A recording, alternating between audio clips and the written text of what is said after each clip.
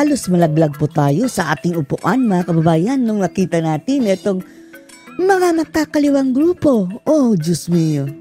Etong mga rallyista mga kababayan na laging nasa lansangan na sinasabing mga legal fronts. Tila in-invade na po ang Kongreso ni Tamba.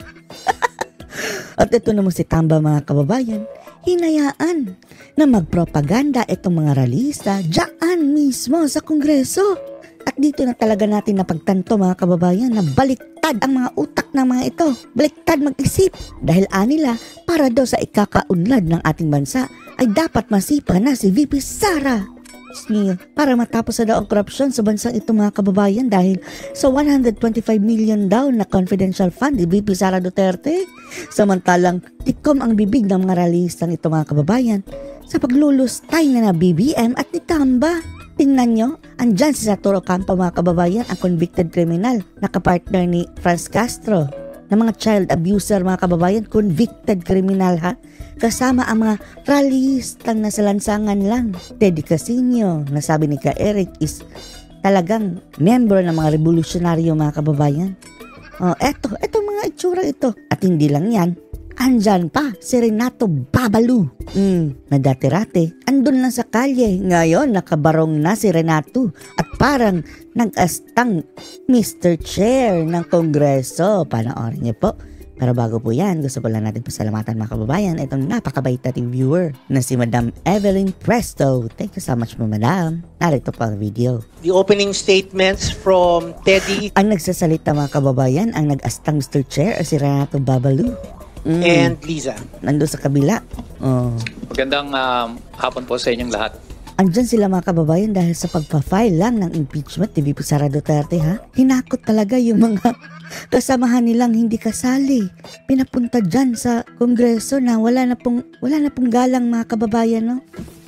The same people mga kababayan na sinasabing gustong sirain ang gobyerno dahil ang sabi nila kurakot. O andyan, kumampi na sa mga buhaya. Na ang sabi, itong mga buhaya ay talagang isa sa mga rason kung bakit nagkandahirap ang ating bansa. Nagkampihan na sila. With public trust comes public accountability. Speaking of public accountability ng mga buang na to, di ba inline ito sa mga ideology ng mga rebelde? Oh, bakit hindi nyo singilin una yung mga accountability ng mga rebelde? Fast facts lang. Fast facts na ng baba mga kababayan. Kaugnay ng impeachment, no? We have... It's been... wait, bago yun. Tuwang-tuwa. Si Renato Babalu, Mr. Chair, daw siya dyan mga kababayan.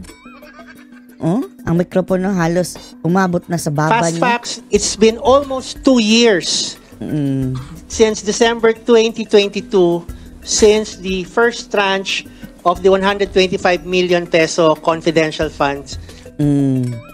Ang kanilang binanatan mga kababayan, yung confidential fund talaga ng Sara Duterte na in the first place, sila ang natatamaan dahil ginamit yun ni Sara yung sa DepEd para maiwasan ang pagre-recruit ng mga kabataan mga kababayan papunta doon sa mga makakaliwang grupo.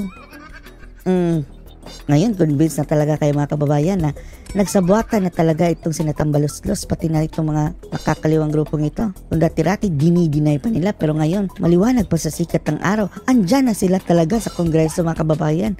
In-invade. For the OVP were first released. Hinayaan naman 2 taon na mula nung nirelease yung pondo. 2 taon na rin nila ito simula ng pag-hibernate po sa kalsada.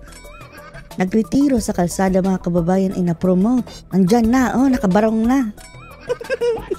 Mahigit 1 taon na mula sumasayad na sa baba mga kababayan yung mikropono. Nang ito ay natuklasan ng mga makabayan representatives. Natuklasan. We have 75 impeachment complainants. 75. Pati bata ba? Kasi may bataan doon ng mga kababayan We only cite one ground, betrayal of public trust. Tapos isa sa mga nagsampa, isa si Saturo Campo na isang convicted criminal. Saka si Franz Castro, convicted child abuser.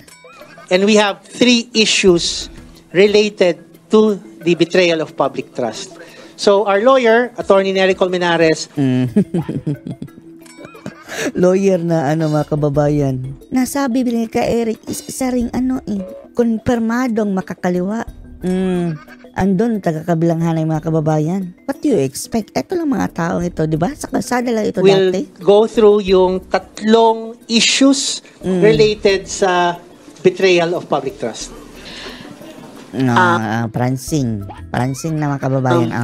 Mahigpit natin talaga, no? Gustong ipa-impeach si Sara dahil talagang madudurog itong mga makakaliwang grupong itong mga kababayan kapag si Sara na ang magiging presidente. Tandaan nyo yan. Yung ginawa ni Sara sa Davao City na pinulbos ang mga NPA. Yan ang gagawin niya mga kababayan dito sa ating bansa kapag mauupo na si Sara Duterte. At eto mga taong ito, siguradong sa kote ito, matitrace ito mga kababayan ang kanilang ugnayan. Kung ngayon, hinahayaan lang sila dyan, nababuyin ng ating, pera yan ng taong bayan Ang ginastos dyan mga kababayan, paggamit nila dyan sa bulwagan ng Kongreso para sa kanilang propaganda. Hinayaan man ni Tamba, pinipigilan nila mga kababayan ginagamit sila ni Tamba ngayon dahil gusto nila ipa-impeach si Sara dahil kapag ma-impeach si Sara Duterte mga kababayan, hindi na siya pwedeng makatakbo sa anumang eleksyon, kahit mayor, kahit pa konsihal. Ini-endorso itong impeachment complaint ng ating mga taong bayan, is composed of 75 na mga person representative of their organizations.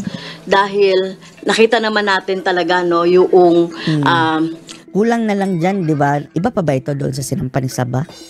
Ewan na natin. Aside pa dyan mga kababayan, andito si Raulul Manuel. Talagang kompleto Ricardo sila mga kababayan. Mga makakaliwang grupo kung dati-rati sa kalsada lang. Si Kulyamat ba yun? Yung may namatay na anak na permadong rebelde. Pesos, tapos ilalagay sa malalaking mga bag, tapos ibibigay lang sa kung sino-sino mga opisyal. Kung ano-ano ang mga pinagsasabi mga kababayan. Tapos lumabas na ang audit ng COA. Wala po silang nakitang irregularidad. Ito namang isang makakaliwang grupo mga kababayan na Gabriela na nandyan din. Representing various people's organizations. At marami pa po sila mga kababayan. Teddy Casino. Mio. Babalu. At ang lahat ng ito mga kababayan, isa lang ang sinasabi, i-impeach si VP Sara Duterte. So, mabilis lang po na, ayan na. Impeach Sara now! Impeach Sara now! Impeach Sara now! Impeach Sara now! Hindi na lang kay BBM kung gagaling yung mga text sa congressman. Yung mga complainants magte-text din po sa congressman na ituloy yung impeachment. Ano masasabi niyo dito mga kababayan sa pambababoy na ng mga makakaliwang grupo sa bulwagan ng gobyerno? At hinayaan naman ni Tamba. Post your comments below.